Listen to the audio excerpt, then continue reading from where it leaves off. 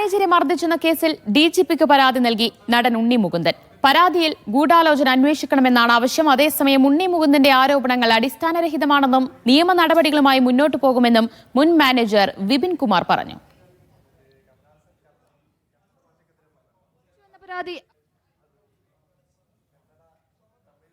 മാനേജറെ മർദ്ദിച്ചുവെന്ന പരാതി അടിസ്ഥാനരഹിതമാണെന്നും പിന്നിൽ ഗൂഢാലോചന ഉണ്ടെന്നുമായിരുന്നു നടൻ ഉണ്ണി മുകുന്ദന്റെ വിശദീകരണം. സംഭവം അന്വേഷിക്കണമെന്നാവശ്യപ്പെട്ട് ഡിജിപിക്കും ക്രമസമാധാന ചുമതലയുള്ള എഡിജിപിക്കും താരം പരാതി നൽകി. വിപിൻ കുമാർ തന്റെ മാനേജറായിരുന്നില്ല എന്നും മുൻപും സമാനമായ പ്രശ്നങ്ങൾ ഉണ്ടാക്കിയിരുന്നുവെന്നും ഉണ്ണി മുകുന്ദൻ പറഞ്ഞിരുന്നു. എന്നാൽ ഉണ്ണി മുകുന്ദന്റെ വിശദീകരണത്തെ തള്ളി വിപിൻ കുമാറും രംഗത്തു വന്നു. CCTV ദൃശ്യങ്ങളടക്കം തെളിവായുണ്ടെന്നും നിയമ നടപടികളുമായി മുന്നോട്ടു പോകുമെന്നുമാണ് വിപിൻ കുമാറിന്റെ പ്രതികരണം. എന്റെ പരാതിക്ക് അടിസ്ഥാനമായിട്ടുള്ള എല്ലാ തെളിവുകളും പോലീസ് ശേഖരിച്ചിട്ടുണ്ട്. ഞാൻ തൃപ്തനാണ്.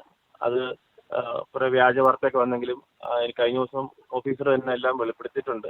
എന്റെ പരാതിക്ക് അടിസ്ഥാനമായിട്ടുള്ള എല്ലാ തെളിവുകളും അവർ കണ്ടെത്തി അന്വേഷണം മുന്നോട്ട് പോയിക്കൊണ്ടിരിക്കുകയാണ്. സംഭവത്തിൽ ഫെഫ്കയും അമ്മയും അടക്കമുള്ള സിനിമാ സംഘടനകൾ തിങ്കളാഴ്ച യോഗം വിളിച്ചിട്ടുണ്ട്. മീഡിയ 1 കൊച്ചി.